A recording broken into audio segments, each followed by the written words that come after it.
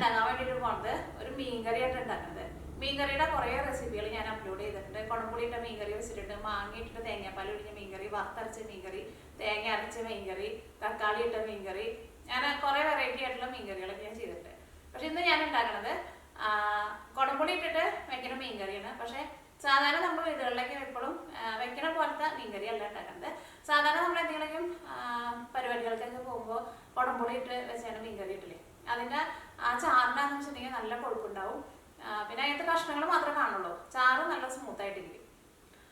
പിന്നെ കറിക്കൊക്കെ ആയിരുന്നാലും നല്ല കളർ ഉണ്ടാവുകയും ചെയ്യും. അപ്പോൾ ഇന്ന് അതേപോലത്തെ കറിയാണ് ഉണ്ടാക്കാൻ വേണ്ടിയിട്ട് പോകുന്നത്. അപ്പോൾ ഞാൻ ഇതിലേക്ക് നെയ്മീനാണ് എടുക്കുന്നത്. നെയ്മീൻ തന്നെ വേണമെന്ന് ഒരു നിർബന്ധമില്ല, ഏത് ടൈപ്പ് മീനായിരുന്നാലും കുഴപ്പമില്ല. ഇനിയിപ്പോൾ മത്തി വെച്ചിട്ട്, ഞങ്ങളുടെ നാട്ടിലേക്ക് ചാളാന്ന് പറയുന്നത്, അത് വെച്ചിട്ട് ഇതേപോലെ മീൻകറി വെച്ചാൽ നല്ല ടേസ്റ്റ് ആയിരിക്കും. അപ്പോൾ ഈ നമുക്ക് ഒട്ടും സമയം കളയാണ്ട് തന്നെ നമ്മുടെ കറി റെഡിയാക്കാം. ഈ നമുക്കിത് റെഡിയാക്കാൻ വേണ്ട സാധനങ്ങൾ എന്തൊക്കെയാണെന്ന് നോക്കാം. അപ്പോൾ ഞാനിവിടെ 1 കിലോ മീൻ എടുത്തിട്ടുണ്ട്. ഞാനിവിടെ എടുത്തേക്കുന്നത് നെയ്മീനാണ് എടുത്തേക്കുന്നത്. ഈ കറി വെക്കാൻ വേണ്ടിയിട്ട് നമുക്ക് നെയ്മീൻ തന്നെ വേണമെന്ന് ഒരു നിർബന്ധമില്ല കേട്ടോ, ഏത് ടൈപ്പ് മീനായിരുന്നാലും കുഴപ്പമില്ല. ഇനിയിപ്പോൾ ചാള വെച്ചിട്ട് നമ്മൾ ഇതേപോലെ കറി വെച്ചാലും നല്ല ടേസ്റ്റ് ഉണ്ടാവും. അപ്പോൾ ഇത് ഞാനിവിടെ ഒരു മീഡിയം പീസായിട്ട് കട്ട് ചെയ്തിട്ട് എടുത്തിട്ടുണ്ട്. പിന്നെ മീൻ കറിയിലേക്ക് നമുക്ക് മെയിനായിട്ട് വേണ്ടത് കുടംപുളിയാണ്. നമ്മളത് കുടംപുളി ഇട്ടിട്ട് വയ്ക്കുന്ന കറിയുണ്ടോ.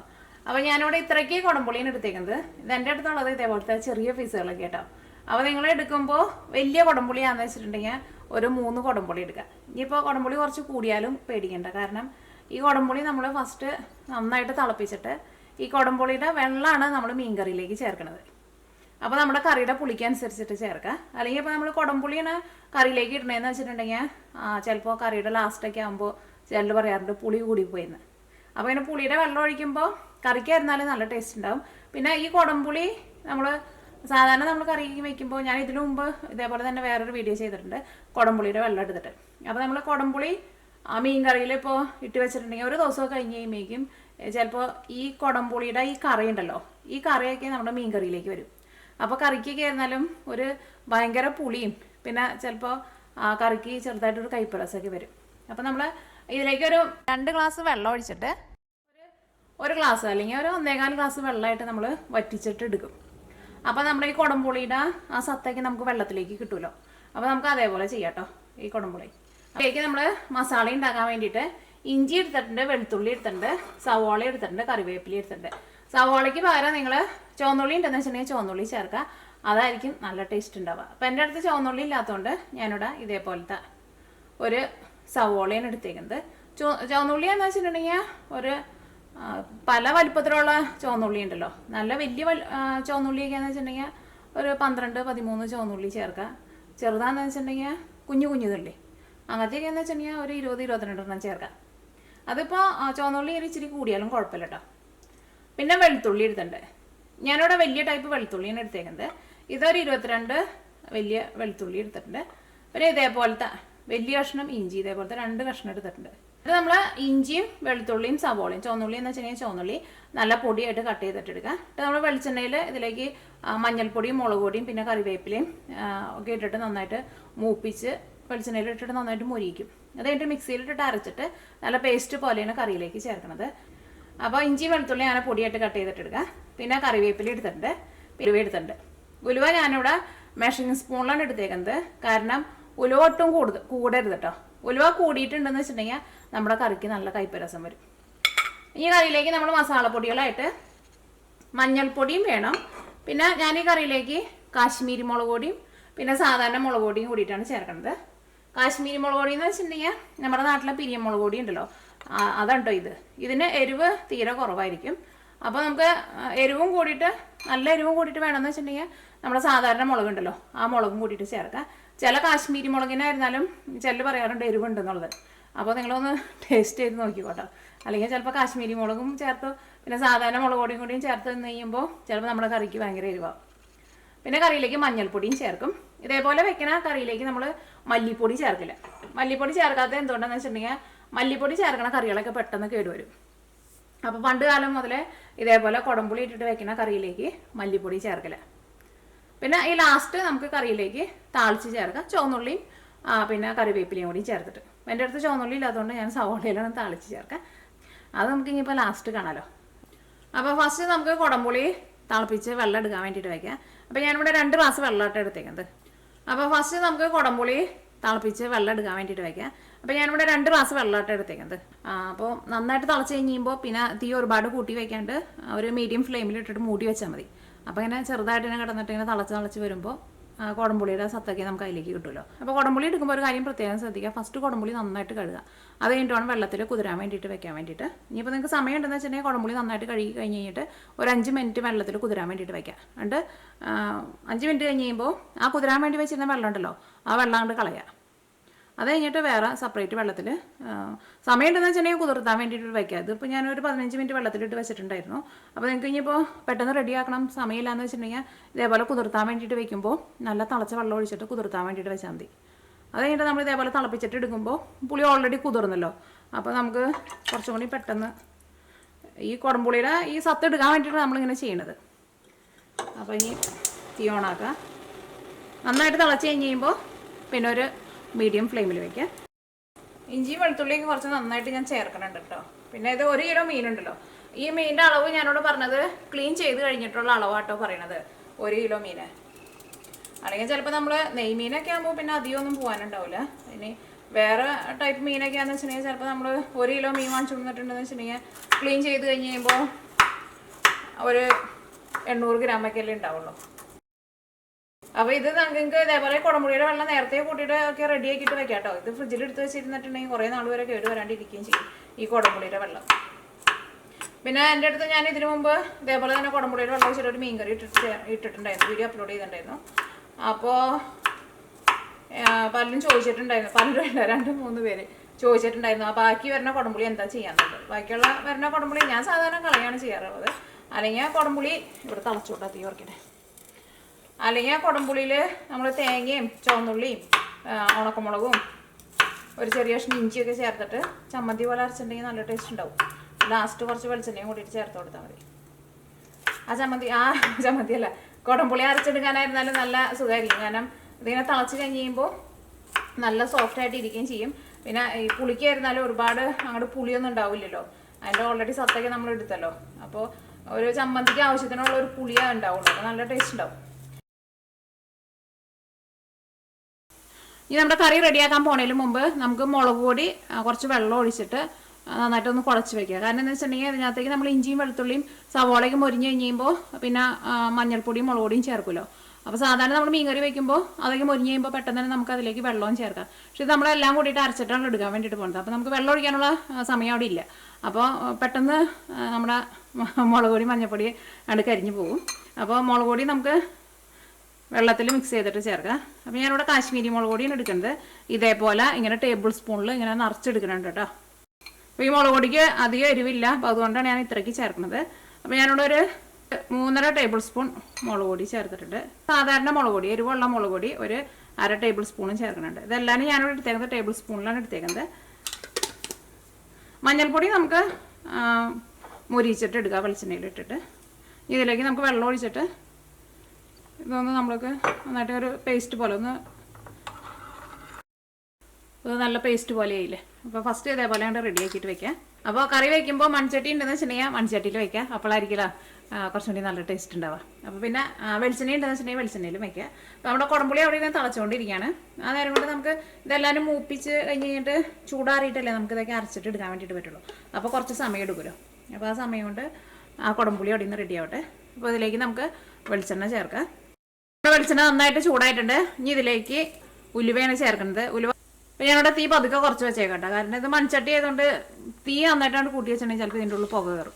ഇനി നമുക്ക് സവോളയും വെളുത്തുള്ളിയൊക്കെ ചേർത്ത് കഴിയുമ്പോൾ തീ നന്നായിട്ട് കൂട്ടി വയ്ക്കുക. പിന്നെ പുക വരണിട്ടെന്ന് വെച്ചിട്ടുണ്ടെങ്കിൽ തീ കുറച്ച് വെച്ചോ.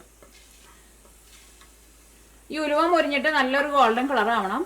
ഇതിപ്പോൾ മൊരിഞ്ഞ് നല്ലൊരു ഗോൾഡൻ കളറായിട്ടുണ്ട്. ഇതിലേക്ക് ഞാനിവിടെ നമ്മൾ കട്ട് ചെയ്ത് വെച്ചേക്കുന്നതൊക്കെ ചേർക്കാണ്.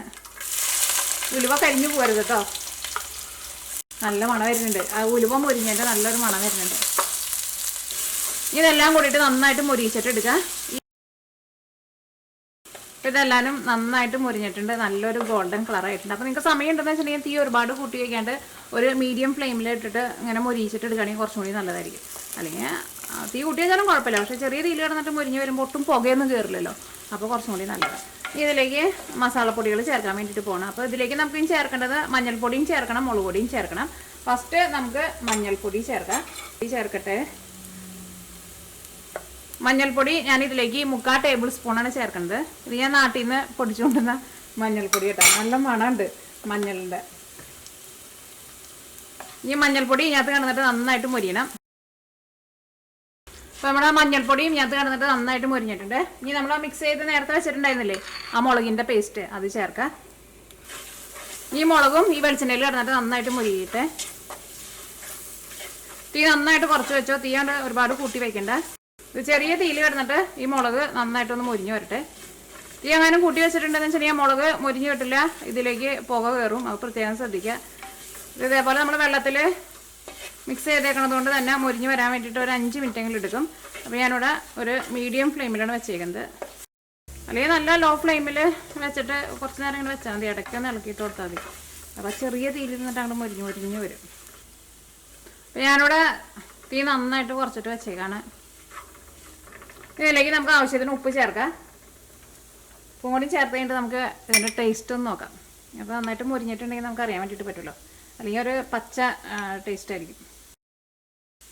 മുളക് മുരിഞ്ഞിട്ടുണ്ട്, നല്ല ടേസ്റ്റ് ഉണ്ട്. അത് ഇഞ്ചിയും വെളുത്തുള്ളിലേക്ക് നന്നായിട്ട് മുരിഞ്ഞ് വന്നില്ലേ, അതിൻ്റെ നല്ലൊരു ടേസ്റ്റ് ഉണ്ട്.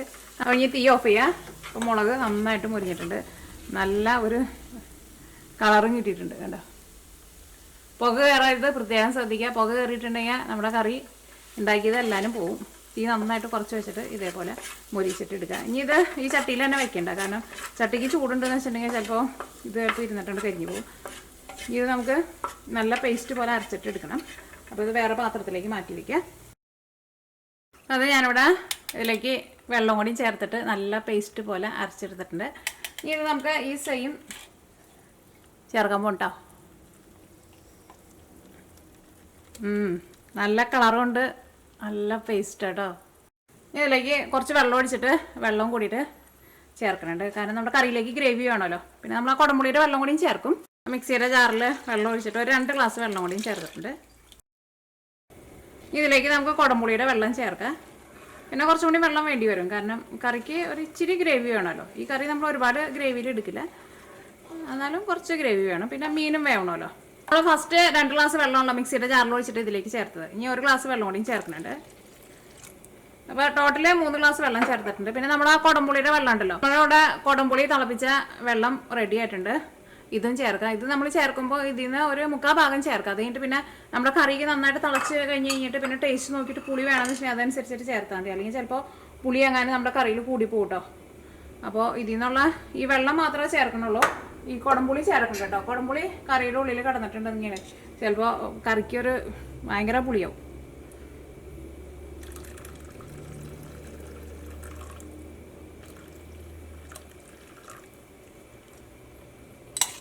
അപ്പോൾ അത് കുറച്ച് വെള്ളം കൂടി ബാക്കിയിരിക്കുന്നുണ്ട്. അത് ഞാൻ പിന്നെ കറിയുടെ ലാസ്റ്റൊക്കെ ആകുമ്പോൾ ടേസ്റ്റ് നോക്കിയിട്ട് ചേർക്കാം.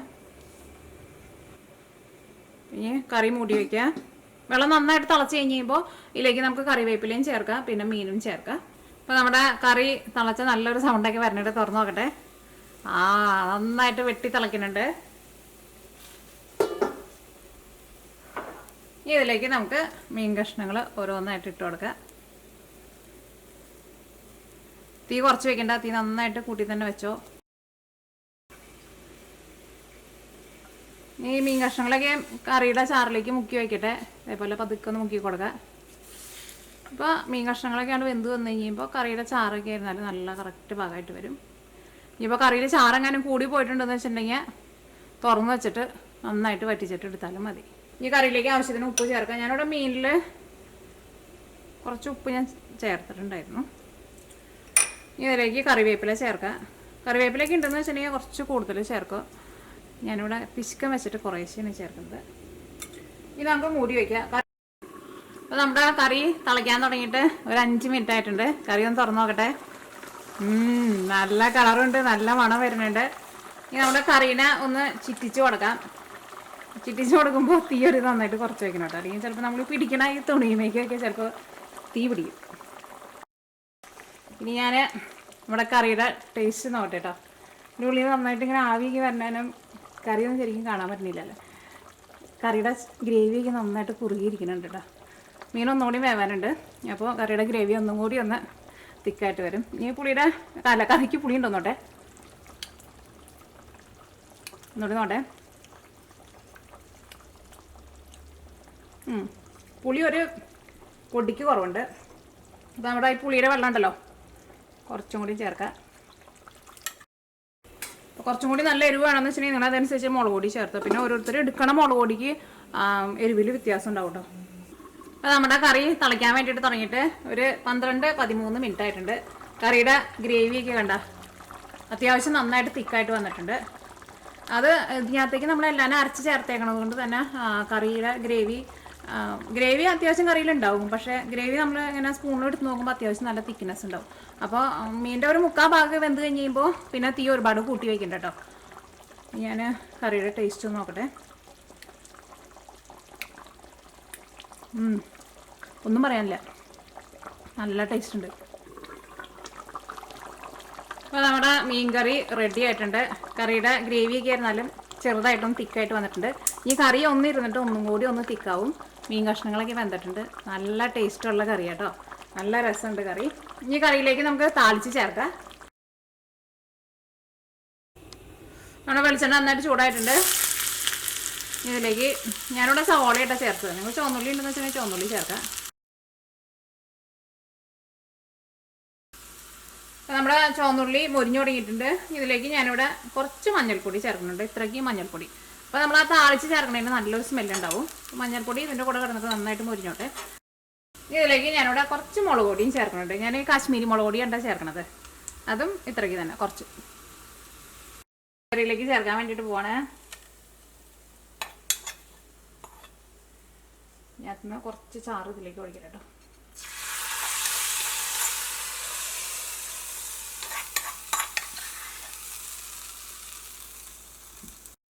ആയിരുന്നാലും നല്ല കൊഴുപ്പുണ്ട് കേട്ടോ. വെള്ളം പോലെ ഇരിക്കുന്ന കറിയല്ല, നല്ല കൊഴുപ്പുള്ള കറിയാണ്. പിന്നെ നമ്മൾ താളിച്ച് ചേർത്തുണ്ടല്ലോ, അതിൻ്റെ മണമൊക്കെ കറിയിലേക്ക് നന്നായിട്ട് വരട്ടെ. ഇനി ഒരു 1/2 മണിക്കൂർ കഴിയുമ്പോൾ ഞാൻ നിങ്ങളെ കറി തുറന്ന് കാണിക്കാം കേട്ടോ. ഇപ്പോൾ തീ ഓഫ് ചെയ്ത് കഴിഞ്ഞിട്ട്, ഇപ്പോൾ മീൻ കറി എല്ലാം റെഡി ആയി കഴിഞ്ഞ് തീ ഓഫ് ചെയ്ത് കഴിഞ്ഞിട്ട് ഒരു 6-7 മിനിറ്റ് ആയിട്ടുണ്ട്. നമ്മുടെ കറി ഒന്ന് തുറന്ന് നോക്കട്ടെ. നമ്മുടെ കറിയിൽ ഇപ്പോഴും ആവിയൊക്കെ പറക്കുന്നുണ്ട്. അത് നമ്മുടെ മീൻ കറി. ഈ